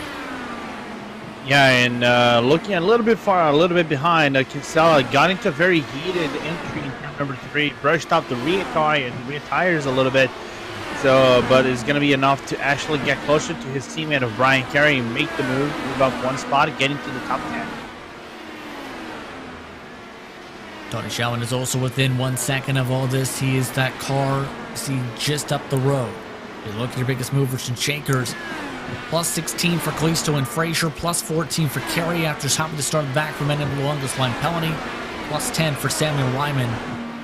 Plus 8, Jason Galvin. Biggest droppers through the field so far that are still active. Connor Harrington -9. Kinsella -7. Biggest drop overall, Matt Taylor minus 19.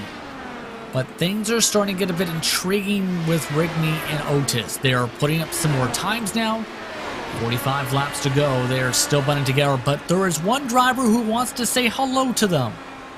It's Joshua Chin, the king of chins, wants to say hello. Yeah, but the last lap, actually, Otis was slightly better than Joshua Chin, faster by 38 hundredths of a second than the king of chins actually has done in the previous lap. But we have to take account that Chin has 3 laps better in tires than both drivers in this top 3. So if the private label team height driver wants to contend a little bit, get a little more aggressive than the 2 drivers, he has the rubber to make up for it if so desires. Keep in mind, Chin in all of this has a little bit fresher rubber by about 4 laps. Closed up 3/10 or so last time by Chin did, with the 23.3 to Otis and Rigney's is 6 is in the 23 second bracket. Here's a look at the map one more time. And this 1 mile facility, a lot of history over its time in motorsports. As talked about earlier on, the oldest operating motor speedway in the world, hosting at least one auto race every year since 1903, except during this event in World War II. It was actually a dirt track at one point and was paved in 1954. So a lot of history is coming to play here at Wisconsin State Fair Park.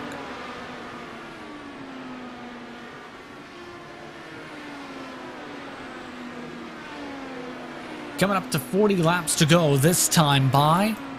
The battle starts to spread out a little bit. Keep in mind as well, Lorenzo, it's going to be important for the championship itself for Chin to try and close in and catch up to Otis here.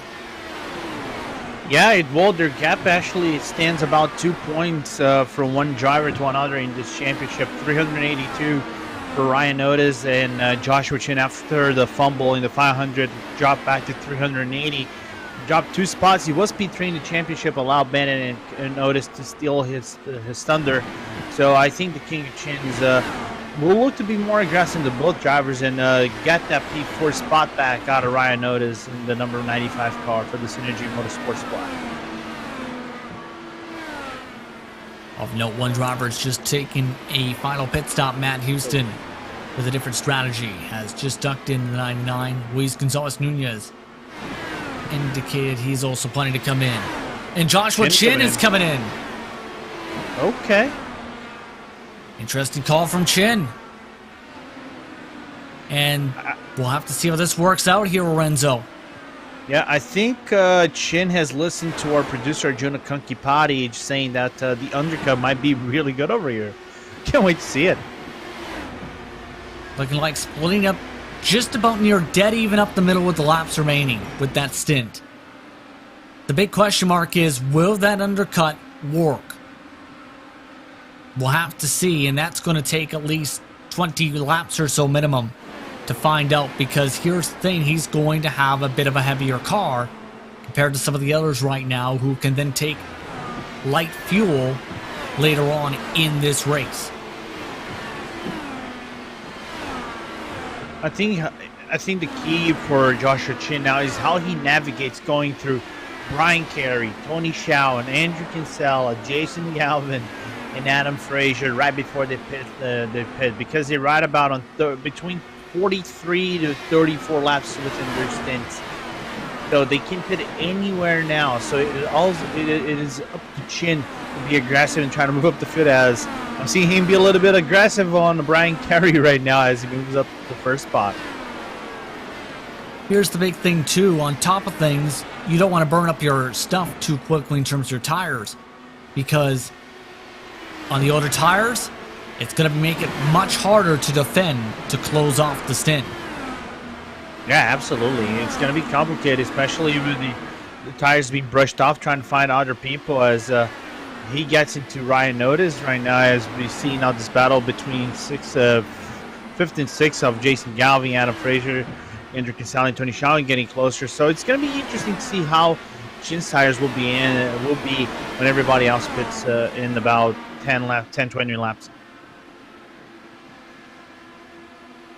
Now, seeing Chin try and pass by the second place driver and Rigney, who is now 7 seconds behind Blocker, keep in mind. But it's going to take some luck for some of those other drivers we talked about, like Galvin and Kinsella as well. At the very least, we know one thing for sure here, Lorenzo. Chin will likely go in front of some competitors, including potentially maybe inside the top 3 even. But is it going to be enough to be able to undercut Blocker? I don't think it's enough to cut Blocker specifically. I don't think it's enough. Ooh. And I nearly saw a touch between Kinsella and Chin on turn number 2 as we're looking into Chin. As we see Otis coming into the pit lane. So with the first guy in the top 3, top 5 coming into the pit lane for his final service of the day. And it comes at 30 to go indeed. Coming up to 29 to go. A quick stop for Otis. 8.5 seconds. Outside behind Jason Galvin, Andrew Kinsella, Tony Schowen, and Brian Carey on the racetrack. All of those drivers are much older tires right now. And Chin right now has already gotten himself within 30 seconds or so of the race leader in Blocker. And what's been really good for Chin in this race so far, in this final stint, he hasn't gone, as we see now, Kinsella and other drivers coming to pit lane, and that's Tony Schowen doing their final service. But then again, coming back to Chin, what has been good for him is that he got no strong gap position, trying to fight for a position on turn number 1 and 3. So he's getting away with it pretty easily, and I think he actually got on Ryan Otis a really good, considerable gap that Otis needs to work on right now. Worth noting that Andrew Kinsella has backed out of his call. Adam Blocker is in, and he lost a lot of time locking up the brakes to get himself to speed limit. He nearly hit the barrels, and now we'll have to see if he loses too much time here from this sequence. Look at how much smoke he kicks up. Whew. He dropped down to he was under 30 miles an hour, keep in mind on that. Yeah, but got no penalty, so it was right on the margin as he comes out of the pit lane. Question is where Rigney comes. He actually fires back Rigney into the pit lane right now. And he'll need to be able to pick up time here in this entry to have any sort of shot here. Keep in mind, Joshua Chin is already zipping his way around the racetrack. Chin has cycled behind Blocker. You see on your mini-map.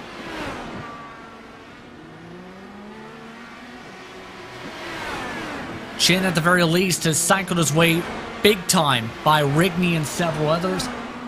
But now, it's the matter of will that hold for Chin. As a new fastest lap, Lionel Kalisto, presented by ATVO. And the gap that separates Blocker and Rigney is just too large for actually Rigney to get close by. I think there's right about 7 seconds that separates Rigney and Blocker. I think the thing that we need to be looking on is Chin and how Blocker works his tires out, because even though Chin looks fast here, we have to look back where Blocker's actually doing on his first few laps out of the tires. 22.6 his first lap. Ron Beard is ducked in this time by. Now you see Otis cycled in front of Galvin. And Rigney lost a lot of time again in his pit stop sequence, especially in the box itself. One of the longest times in the box of the evening for Rigney.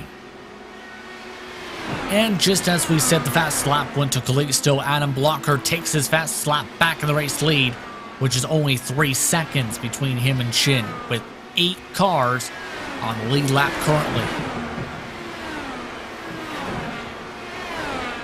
Just insane what Blocker has been doing, and he's opening up the gap quite considerably on Joshua Chin. I think we need to look at 95 right now with about 22 to go, because Joshua Chin might be within some considerable danger if Otis actually puts some really fast laps with that tire. He has 9 laps in, Chin 16 laps in, so that gap that he has to Otis and to Lisa and Rigney will be considerable in the final, maybe 10, 15 laps of this race. That'll be very, very important. Rigney has got himself into a fight with Kalisto. By the way, the time difference, almost 0.4 of a second quicker. Otis to Chin. I think the biggest issue for Otis is that he has Ricky Harding right in front of him. Even though Ricky actually did a 22.9 last lap, it is lap traffic. You know how Otis navigates through this and how Ricky realizes he has a faster car. He has like one of the top 3 right in front of him. How he clears away Otis will be key for Otis to make up that ground. Keep an eye for Otis as well. Looking for one of his best finishes on an oval this season. He's been known for his skills on the road courses this campaign for his top 5s. True. Looking for what would be one of his first top 5s on the oval side this season.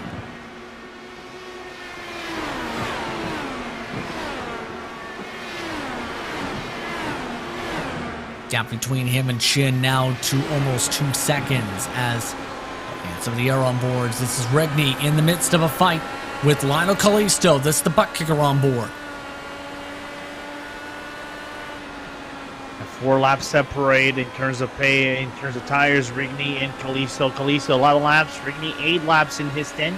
So will be complicated for Kalisto to make those moves, especially with that car right ahead of him, which is Tony Schauman right now. He's far back, 10th place, but it plays into effect for Kalisto to get that air wash, and that brings Rigney closer and closer. Rigney definitely wanting the chance to have one of his best finishes all season here. It's going to take some effort, though, to be able to make this move. They also have traffic keep in mind, Tony Schauman in front of them as well.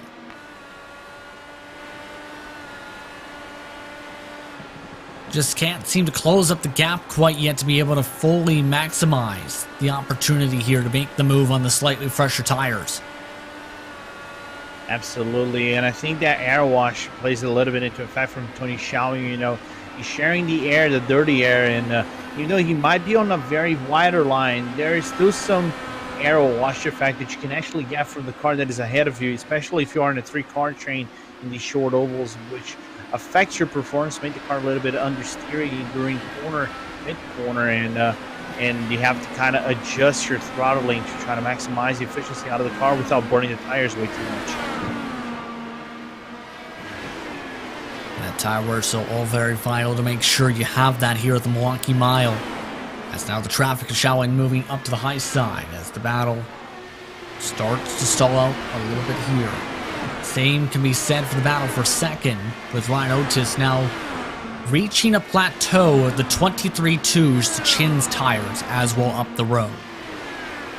Well, he has Ricky Harding and Samuel Ryman right in front of him, so that's what might be playing to the factor of the King of Chins right now. So he got a little bit of air to breathe, but he cannot sleep for 1 second, because if he sleeps, Ryan Otis will be in his wing fighting for that P2 spot. Definitely can't afford to make any major mistakes. There was a little bit of a scrape that time. Not able to take advantage of anyone around. They do have Kinsella providing pressure behind it, Adam Frazier. And that's going to be tough too, is now you have the drivers on the most freshest tires going to also want to come on through as well. That's going to be a bit frustrating for some of these competitors. All of this is, while Adam Blocker takes 10 to go here at the Milwaukee Mile and looking to put himself in the record books once more. 4-peat. Would have imagined driving 3-peat is already hard enough, but 4-peat, please. I don't think even in a real life IndyCar they managed to get 4-peats this easily, like Adam Blocker has been able to do. Right now, just riding behind Jason Calvin at the moment on the Espo Designs on board. And keep in mind, in this series, no one has won 4 consecutive times in the Lionheart IndyCar series. He's done it twice, or he's won 3 in a row. but is looking to put himself in that mark where no one has ever gone before, all with different challenges along the way. You include the Worldwide Technology Raceway, Indianapolis Road Course, Indianapolis, and the Milwaukee Mile, 4 different types of tracks that are not all in one the same, Lorenzo. No, absolutely not. You win in a super speed, you win in you can get like a mile and a quarter for the Worldwide Technology Tech Raceway, and you got the mile over here. So in the short, you got 2 wins in short ovals, 1 win in the road course, and 1 win in the big one in the 500. So what a performance for that back to back for Adam Blocker, as we've seen Jason Galvin trying to move up the field. A really good running out of Jason Galvin. He's been quiet so far for that thumbs up cancer down car. But what a performance out of the already one-time winner here at the Milwaukee Mile. And he's definitely trying to make it to the end. This is exactly what we talked about with Galvin, by the way, is can he make it on the fuel? He is currently 7 laps past the mark and has already lost the lap. It'd still be a decent finish if Galvin could get the job done here. And running the high line, trying to conserve as much fuel as he can possibly can. And I think I even saw him use the clutch into the entry of turn number 1 at one point. So even lifting the car as max as you can and going 4th gear, and you can see like just cruising the car slowly out of turn number 1 and 2 and short shifting every single time. Yep. You see that in the circle. Try to keep those revs down. All the way down to 3rd gear, in fact, here. I don't know if he can make it here. This is a really aggressive fuel saving here on Galvin's part. Kinsella is already a couple seconds behind to take away that spot if this continues. Just insane. That's a commitment. I wouldn't be able to go this far in the race with that kind of commitment. But I think I really want to see him do well, but he might fall short with 1 to go in a little bit. The gap between 2nd and 3rd has stabilized, meanwhile, to 3 seconds, the differential between Chin and Otis. But this is all coming as the white flag is out. The final lap is out for the ButtKicker 200, and it's been a clinic for Adam Blocker all night long. Took the lead from the early onset and ran away with it. Led by as much as 7 seconds. And now he does something that has never been done before in this series. For the 4th consecutive race, Adam Blocker's a winner in the Lionheart IndyCar Series. He wins the ButtKicker 200. Absolutely incredible from Blocker as he moves himself alone in the history books.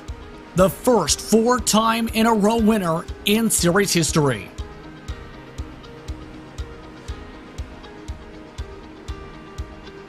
Renzo, impressive to say the very least from Blocker to be able to get this job done tonight.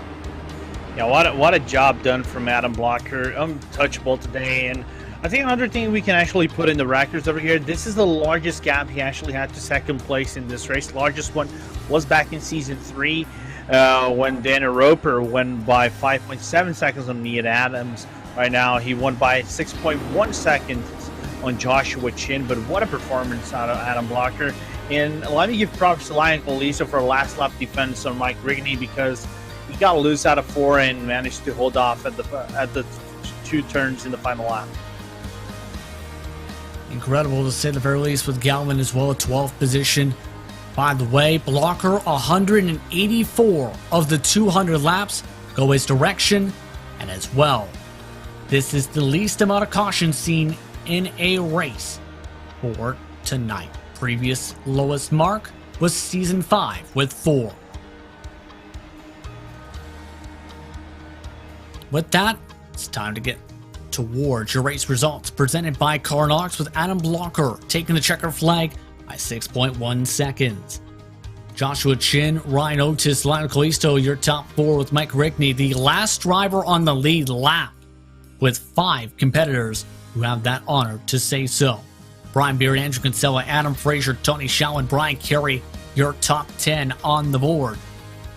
Then, just outside the top 10, Mike Rasmus, Jason Gowan, who was able to make it to the checker flag in 12th. Matt Houston, Samuel Ryman, Ricky Harden, Luis Gonzalez-Nunez, Tower Graf, Jason Brophy, with Joe Branch and Connor Harrington. The rest of the field, Richie Hearn, Henry Bennett, Stephen Larkamp, Aaron Morgan, Matt Taylor, and Chris Fowler all suffered major troubles. Throughout today's race, they finished several dozen laps down.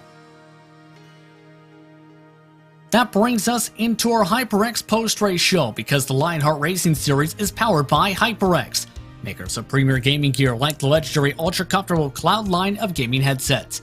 Whatever you play, however you play, HyperX knows we're all gamers. For more information on HyperX products, visit hyperxgaming.com, and don't forget to use the promo code LionHRT15 for 15% off orders. And drivers continuing their celebrations as we get ready to head towards HyperX victory lane. What was an impressive victory once more for Blocker. 4 consecutive is something that can be difficult to get the job done for. Something that may not get to that mark in a while again, especially with how difficult it was just for some drivers to get into the 2-in-a-row mark. In the 3-in-a-row mark, with Blocker being that driver who did it twice, now the first one who does it 4. Adam Blocker now joins us from HyperX Victory Lane. And Adam, first things first, a dominant pace from you tonight. How did you do it to keep up that consistent mark all race long? Man, I'm exhausted. My hands are sore because, when you do, 130 or something green laps at Milwaukee, it just takes a toll on you, because you're just like constantly cornering. And with this setup tonight, you were basically like counter steering on the way in and the way out of every corner. So it was a lot of hard work, for sure.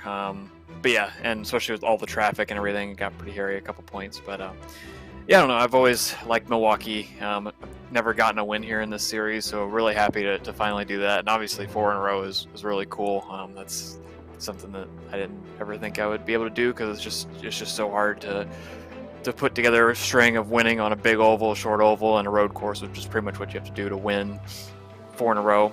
So yeah, it's pretty cool. Really was hoping to win Milwaukee, and I did. So yeah, it's really cool. But yeah, it's definitely also tough, because I was struggling with a little bit of computer issues. Like I was getting a little bit of like stuttering toward the end of the race. Yeah, and like on pit in the last time, I had a little bit of a screen lockup, so I overshot pit in. But thankfully, I overslowed after the cones to make sure I didn't get a penalty. That explains the major lockup in that situation. And now, you mentioned how difficult it is to get yourself in the situation to win 4 in a row. How do you try and keep this momentum up is a big question mark, because it can be very difficult to get 5 in a row as well. Well, I think if I'm ever going to have a chance to do it, it's now, because I don't think I'll ever, win 4 in a row again. So now is probably the only chance to do that. But yeah, Silverstone's going to be tough. A lot of other guys are fast on road courses, and, it's not going to be easy at all. Just going to be looking for another solid result. Obviously tonight with some of my contenders, like Connor and Henry having issues, that, kind of makes it a little bit easier in the points. But at the same time, people like Chen, even though he started in the back, had a great drive all the way up through the field. So, at the same time, there's still, plenty of contenders, and yeah, just going to look forward to doing top 5s every race. I was about to ask about the championship situation indeed there, and how do you try and keep that focus now up, because we're approaching already midway through the campaign, and it's been an interesting campaign to say the very least for you. Very successful, 5 total victories, believe on the trot. Yeah, it's pretty crazy. I didn't expect to. Last year I only won 2, so pretty crazy to win 5 already at this point. But yeah, really just want to thank everybody on the team for helping out with strategy and everything. Like, I know Brian called for me that Chin was on a big undercut there, and that helped me get out in front of him, kind of make it easy. And yeah, and everybody else was just doing fuel numbers and kind of making it easy when I was lapping them. So, it was really good. And I also just want to thank everybody in the league for making that go green. Only 2 cautions at Milwaukee with that setup is a pretty big testament to the league. So, yeah, definitely a good race for everybody. Congratulations once again on the run, Adam. Thanks. Adam Blocker coming away with the victory tonight. Once again, A 184 of 200 lead lap advantage for blocker for the night. King of Chins, Joshua Chin, now joins us in second spot, and it was an up and down day for you, Josh. First things first, talk about the uppity part. Yeah, the last 2-3 runs were really good, just kind of carving through. I got lucky with the wreck that took Connor and Jason out of the race and got some spots out of it, and was able to just kind of work my way from there. Just a smooth, steady race after that. Wish I had messed up qualifying for the first caution that came out, because I think it might have been a shot to win if not for either of those. But I can't complain with second after how the night looked like it was going to start. I was about to ask, how difficult is it to plan out a strategy knowing that it's the Milwaukee Mile, and how difficult things can be here when it comes to the attrition? Tonight was a different case where it was just 2 caution flags, 130 laps in a row, went green. Yeah, I wasn't expecting the first caution to be the same as the last short oval we were on during a pit cycle, but I guess it just happens to work out that way sometimes. Yeah, overall, qualifying was a mess. We all kind of got caught off guard by it, and I think even the guys up front kind of got caught out. We were probably a 10th and a half. Those guys were 10th and a half off their fast laps in practice. So I don't really know what changed with the track, but we all kind of slowed down, and all 3 of us at Private Label Team Hype went down in the turn 1, and it pitched sideways, and we were not ready for it to do that as much as it did. Now, when it comes to the next race, and Blocker touched on it a little bit, it's going to be an intriguing one because it's Silverstone up next. Your thoughts on going to an intriguing road course for the Graphics Grand Prix of Silverstone? I think it's going to be another very track position crucial race. Obviously there's long straightaways and you get draft, but there's a lot of aero sensitive corners and you get a lot of aero push, especially after 5-6 laps, and maybe the tire strategy will offset that a little bit, and it'll be a little bit easier to run on primaries behind someone with the extra looseness they give, but it's still going to be a big challenge running in traffic, and I think anyone that gets out front is going to kind of eventually run away, especially after the first pit cycle. See how things play out then. Congratulations to the run tonight, Josh. That's Joshua Chin, once again second place tonight, started in 14th up and down the board, but Ryan Otis started on the pole, his first pole of the season, and was a consistent staple inside the top 5. He now joins us in the broadcast booth. Ryan, first things first, how are you feeling about your run this evening? Oh, I'm pretty happy with it. That's I was actually shocked to get pole. I didn't expect that. So I was too conservative with my settings with the bar and everything, because I hadn't really done fresh tires at race start kind of situation in clean air before. So I just didn't plan for it and just got eaten up pretty fast by Adam. But no, I'm thrilled to keep it on the podium. Yeah, that was a big relief. I thought this was going to be, a bit of a caution fest, but man, everybody was so clean. It ended up being a great race. And the interesting thing too is how you've come along with this season and learning this car. You talked earlier in the season about how you wanted to and had to learn about what you need to do with this car. This is one of your best finishes on an oval this season. How do you feel that's now come along with now getting some momentum here on the oval side, on top of the road course side?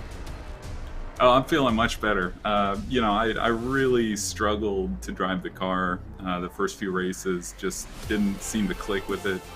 And you got in-car controls here, and so it seemed like no matter what setting I chose, it was the wrong setting. And so I just couldn't come to grips with driving the car and being comfortable with it. So I felt like I've made a ton of progress over the last few races. I kind of made a bad strategy call in our last race and kind of burned myself, but I felt like I at least had good pace. So now I'm super thrilled with it, and I got to give a big shout out to the team. Brian Beard has helped me a lot with just trying to figure out car settings and how to get the most out of the car over a long run. So it's been a great help. Sounds like it indeed. Now, the next race goes back road course racing to Silverstone Circuit. Your thoughts on Silverstone? Oh, I like Silverstone. It's a fun track. I've never driven the IndyCar there, so I'm really looking forward to it. I have to get in plenty of practice. No, I'm looking forward to it. I think it'll be a ton of fun. So yeah, I think it's gonna be great. Congratulations once again on the run tonight, Ryan. We'll let you get back to your team. Yeah, thanks guys. That's Ryan Otis once again with his best finish of the season on an oval in third. Now, Lorenzo, your final thoughts on how things played out as we approach Silverstone, which is going to be a challenging road course for our drivers. Yeah, this was a really good race, far better than what I expected to run out, and I can't wait to see what Silverstone will bring, because I think it will catch some of these drivers off guard, because how difficult Silverstone is a track that demands practice, especially the Maggots, Beckett's, and Chapel section, which is very tricky to get within the right setup. But I think Shin said it the proper thing. You know, track position will be important. Whoever gets in front might get a really good advantage coming to the pit lane. Can't wait to see what will happen in about 2 weeks' time. I'm curious to see what happens at Silverstone as well on July the 28th. But I'd like to take the time to thank the presenting sponsors for this series. First with ButtKicker. For sim racers, the ButtKicker Gamer 2 or Simulation Kit adds the missing driver-to-car connection. Bring more realism to your sessions. By accurately responding to your in-game audio, you can feel the track like you've never before, providing increased vehicle handling and faster lap times. Are you ready for the most immersive experience in sim racing? For more information, visit thebuttkicker.com, and don't forget to use promo code LINE2021 for 20% off orders. HyperX. The Lionheart Racing Series is powered by HyperX, makers of premier gaming gear like the legendary ultra-comfortable Cloud line of gaming headsets. Whatever you play, however you play, HyperX knows we're all gamers. For more information on HyperX products, visit hyperxgaming.com. Don't forget to use the promo code LINEHRT15 for 15% off orders. The Sim Experience AccuForce Pro V2 is the premier professional simulation racing steering system. The key to its incredible realism is the groundbreaking direct drive motor control system, providing a driving experience that's second only to the real thing. For more information on the entire Sim Experience ecosystem, visit simexperience.com. Minus 273 is the premier name in karting gloves. Their industry-leading gloves are super lightweight and durable, made of breathable poly spandex. Whether you're a kart or sim racer, Minus 273 gives you the control to reach victory lane. For more information on Minus 273's full line of gloves and apparel, visit minus273.biz. Don't forget to use the promo code -273LHRS15 for 15% off orders. Looking for entertaining sim racing content? Look no further than the DMLC Racing channel. Follow former Lionheart Retro Series Driver of the Year Mark Cohen's racing escapades as he battles for wins and avoids wrecks with cat-like reflexes, all while providing commentary sure to make you laugh, cry, or both. Follow along by subscribing to the DMLC Racing channel on YouTube, like his Facebook page at the DMLC Racing Channel. And it's not just those names, but many more and all the partners of the Lionheart Racing Series that get the job done. To find out more about them, visit LionheartRacingSeries.com. You can also find out more information on the 3 competitions that the Lionheart sanctioning body runs. Lots more Lionheart competition to follow along with. To follow along with said action, be sure to keep up with Lionheart on social media at Lionheart Series. ESTV has your esports needs, while RaceSpot has your Fiend Motorsports needs covered. Be sure to follow along on Twitter, Facebook, Instagram, and more. Be sure to hit the YouTube button as well and hit the notification bell as well to keep up with your favorite sim action that we all get to cover.